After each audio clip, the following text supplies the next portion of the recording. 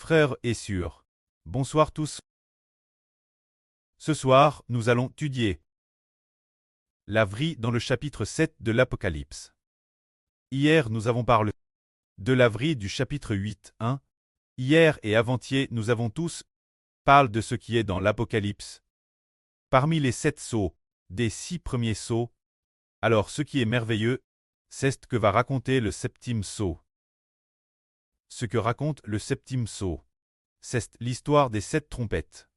On se demande comment le septième sceau peut contenir 7 trompettes. Oui, c'est très merveilleux, n'est-ce pas? 1, 2, 3, 4, 5, 6. Les 6 premiers sceaux racontent tous des choses différentes. Mais le septième sceau contient 7 événements. Les 6 premiers sceaux, chaque sceau raconte une seule chose. Mais le septième sceau raconte 7 choses. C'est pourquoi le septième sceau a 7 trompettes. Et quand le septième sceau sera ouvert, il y aura des milliers et des millions d'enfants qui entendront le son de la trompette de l'ange. Ce moment-tel, le son de la trompette signifiera. Il nous fera dire « Revenez vite ». Enfin, l'ivresse, c'est justement une chose dont nous avons parlé hier. En attendant que, en parlant de cela, l'âne de graisse de l'Éternel. Le septième sceau est ouvert, alors les 7 trompettes retentissent. La septième trompette, en attendant que la septième trompette retentisse, l'âne de graisse de l'Éternel sera arrive. Ainsi, les 6 premiers sceaux racontent 6 choses. Le septième sceau en raconte 7 au total. Alors, quand le septième sceau sera ouvert et que la septième trompette retentira, l'autorité de gouverner le monde le gouvernement qui dirige le monde sera devenu le royaume de Dieu et de son Christ. Mais avant le septième sceau, avant que la septième trompette ne retentisse, qui dirigeait le gouvernement du monde? C'était le diable Satan qui le dirigeait.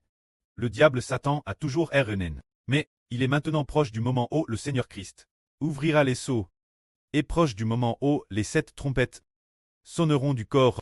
C'est également proche. Alors plus le moment approche, plus le pouvoir de Satan devient instable.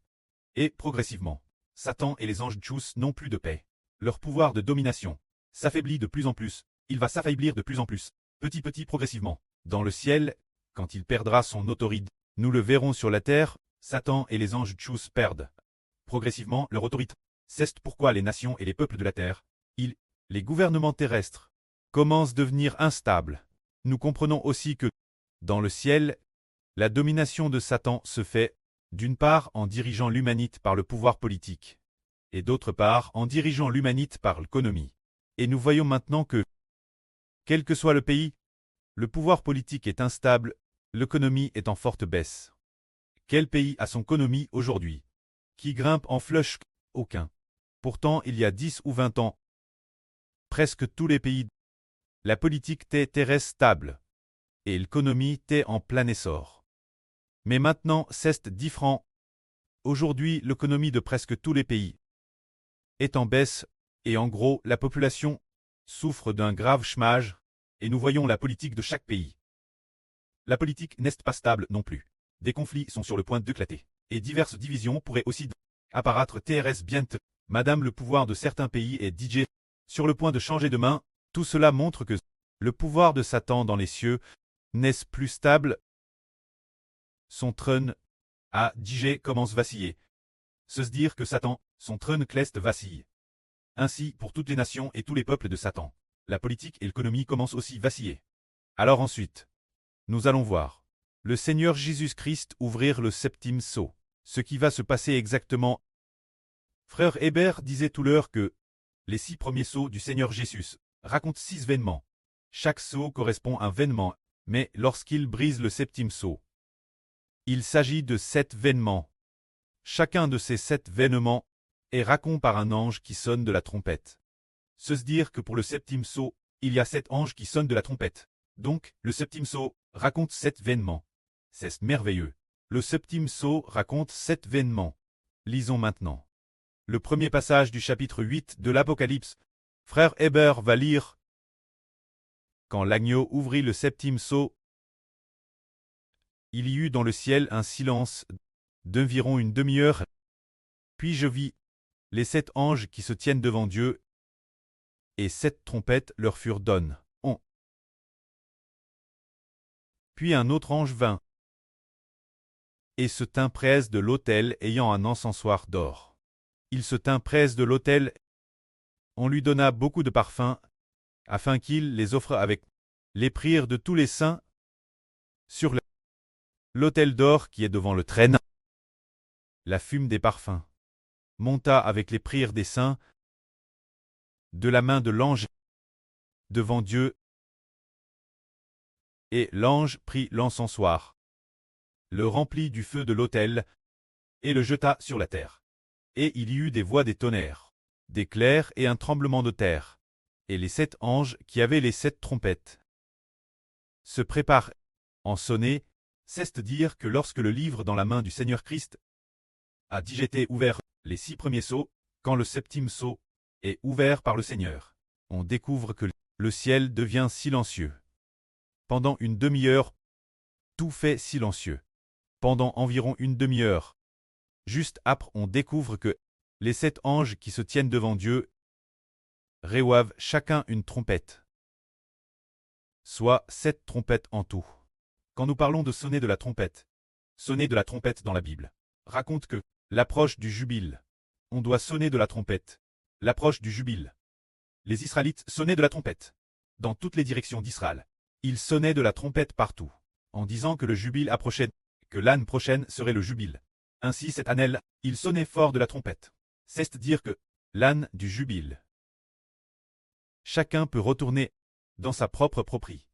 Peu importe si auparavant, par exemple, les pauvres qui s'étaient vendus comme esclaves au jubile, ils retrouvaient leur liberté et ne seraient plus esclaves de madame. Ceux qui, cause de leur grande pauvreté, avaient vendu leurs terres des riches. Lorsqu'arrivait le jubile, ces terres devaient des mains des riches. Très restitue celui qui les avait vendus. Pourquoi en est-il ainsi? Parce que l'Éternel dit, le ciel et la terre appartiennent à l'Éternel. Toutes choses appartiennent à l'Éternel.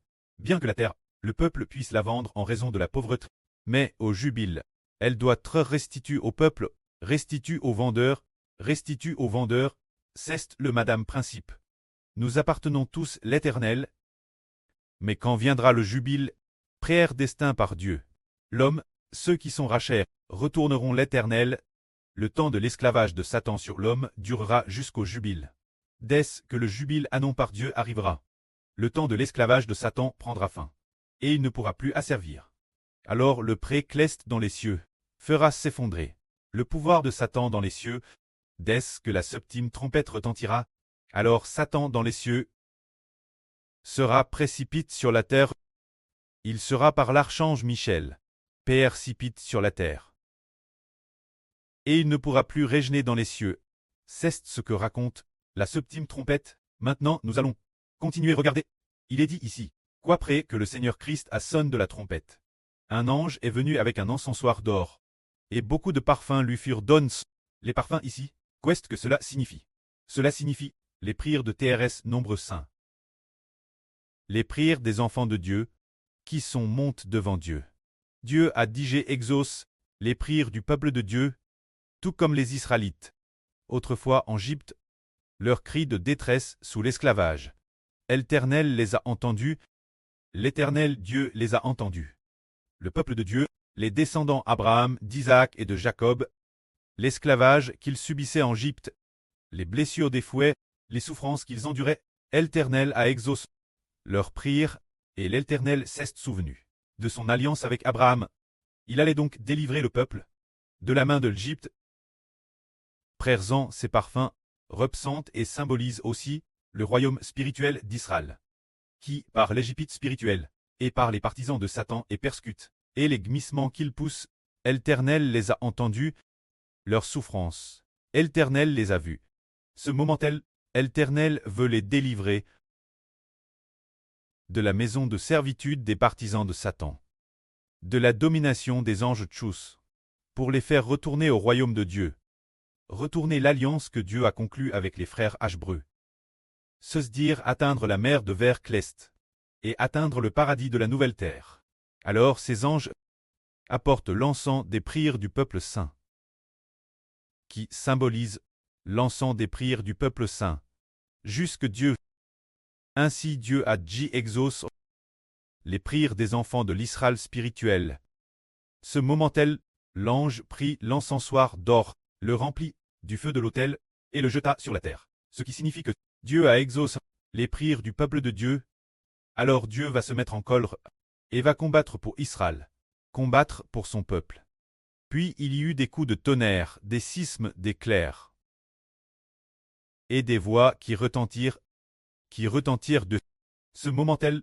Les 7 anges qui avaient les 7 trompettes, comme encre sonnée de la trompette, se préparent, PRTS en sonner, chaque fois qu'un ange sonne d'une trompette. Dieu attaque les nations de Satan. Et chaque fois qu'une trompette sonne, Dieu se souvient, je me suis souvenu de l'alliance avec mon Fils unique, Jésus-Christ.